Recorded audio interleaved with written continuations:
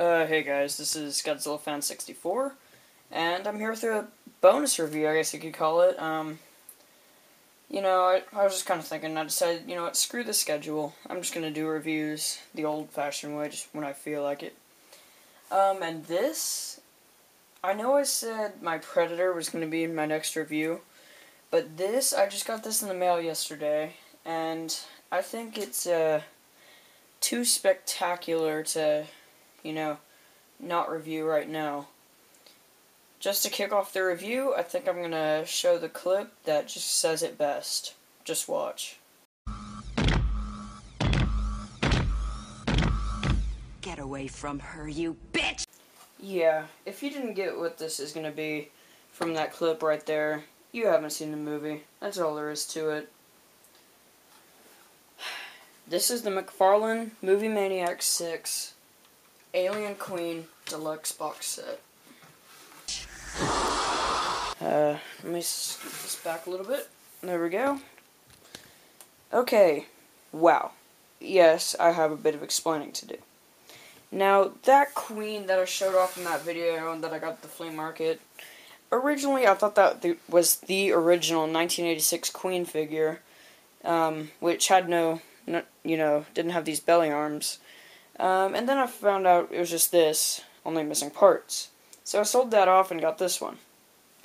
Yeah, I know I said I was going to review the Predator, but this is too spectacular to pass up.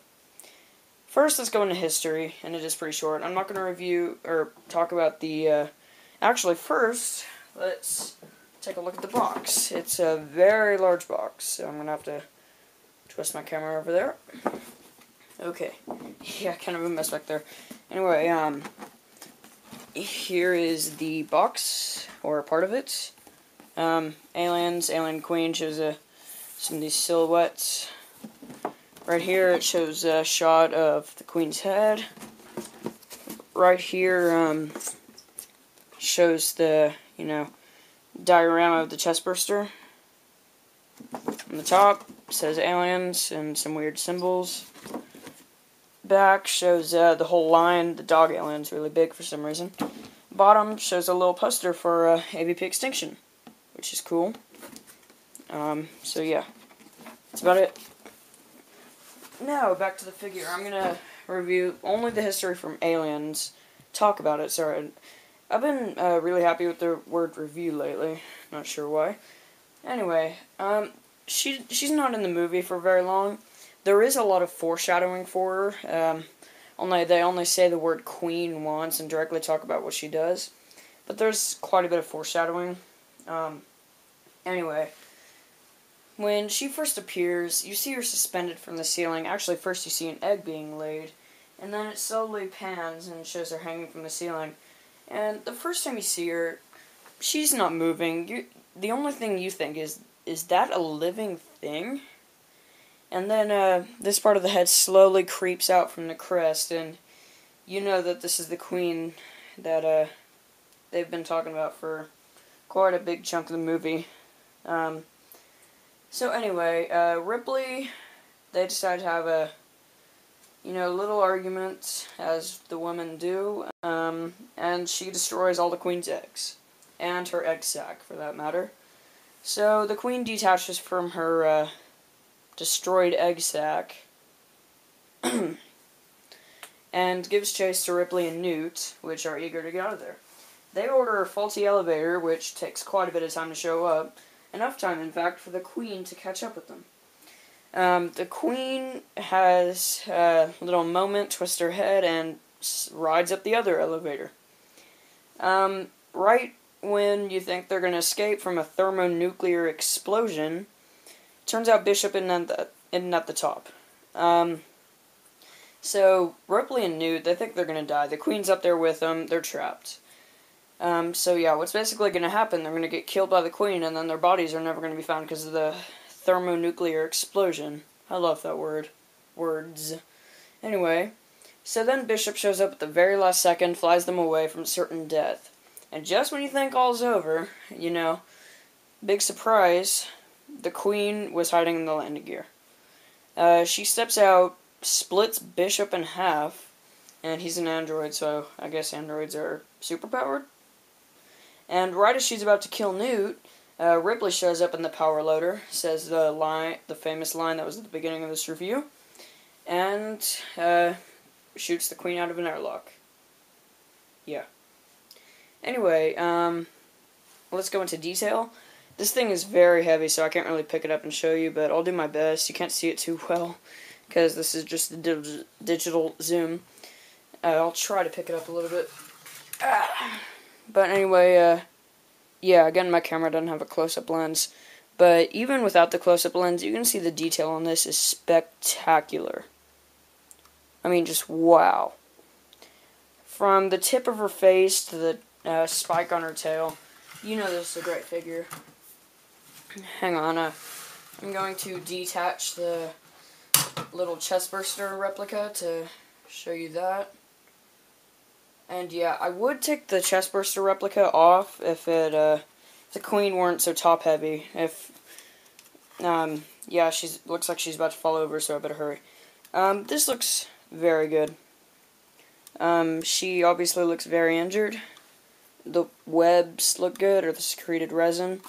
The chestburster actually has individually sculpted teeth. You can't see it too well, but you will notice the chestburster with a little gimmick that I'm going to show off here in a little bit. Hang on, this might take a minute to reattach this to the Queen's stand. There we go. Okay. Next, let's go into articulation. Now, being a McFarlane toy, the articulation is spectacular, but it works. The arms move up and down, both of them. The head is on an axle rod joint, so it can kind of swivel, but don't mess with it too much, because on the other Queen I had to super glue the head because I actually broke the rod in there. The belly arms are on a ball joint, so they can kind of move around like that. Don't know if you can see that too well. Yeah, they can also come off. Whoa, sorry about that. And yeah, the belly arms actually have pretty good detail too. The nails are painted, actually. Okay. Arms move up and down, just like that. Pretty stiff though. Tail is on a wire, so you can pretty much bend it. Sorry if my face is in this. This is a huge figure, so. And the tail can also twist around, which is kind of cool. There's actually some articulation in the diorama. Hang on, let me see if you can. Yeah, you can see that. This hand rotates right here. You can't really see that because it's tiny. And there is one little gruesome piece on the chestburster that I'm going to show off. Hang on, let me detach this. Yeah, it's pretty tough to detach. You kind of got to rotate it until you get the right position. There we go. Yeah, this is pretty gruesome. Now, there's this little thing on the back, and you can move the chestburster around. You can even pull it back into the chest and make it burst out, which is horribly gruesome, but gives a strange source of entertainment. So, yeah. The only thing that makes it not as gruesome as it is the fact that there's not blood totally coating the woman's shirt like in the movie.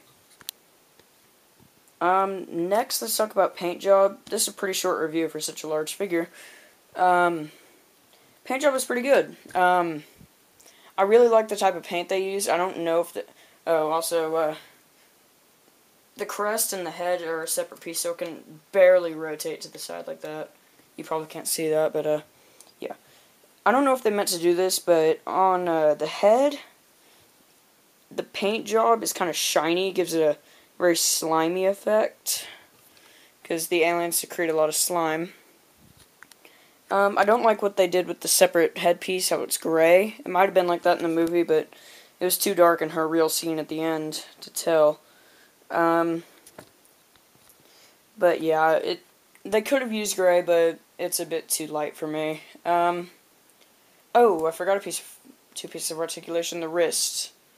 Rotate just like that. Yeah. So yeah. The Queen itself is a dark gray rather than a black, and it actually works pretty well. Looks enough like black for me to be pleased. The claws on the feet and the nails or claws, whatever, on the hand are actually a greenish shade. The paint job is actually very nice on the little chestburster diorama. Chestburster looks just like it's supposed to. Her clothes are exactly accurate. And they even painted some of her hair gray, like single strands. And the secreted resin looks really good also. Now for size comparisons. Hang on, my alien figures are right behind me, so I'm gonna run back and get these. Yeah. Don't know if you can hear me too well because I'm in the back of my room getting a figure. And yeah, I'm gonna compare her with pretty much all my alien figures. The first one is another new one that I haven't shown you guys. Oh, I might have shown it to you guys. Yeah, I did. In my Grimoire review. I'm going to show off the, NECA Requiem alien.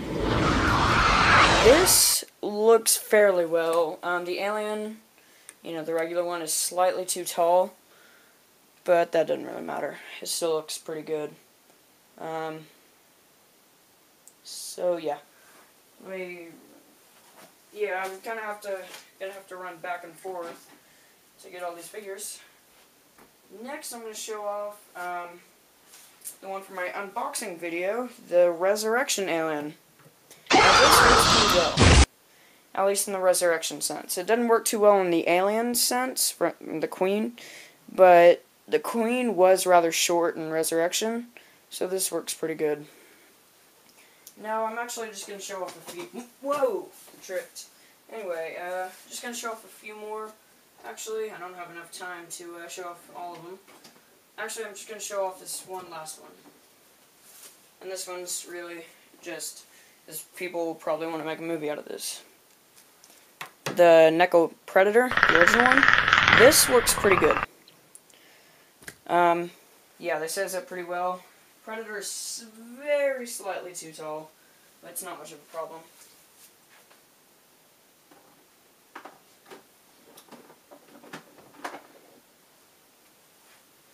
Yeah. Final thoughts. This figure is awesome. Full 5 out of 5, 10 out of 10, A+, whatever. It's awesome. That's all there is to it. I don't even know how to describe it. The only problem is it's very rare nowadays, and if you're going to get it new in box, it could cost you up to $150, $200. Luckily, I managed to get this one for just $60.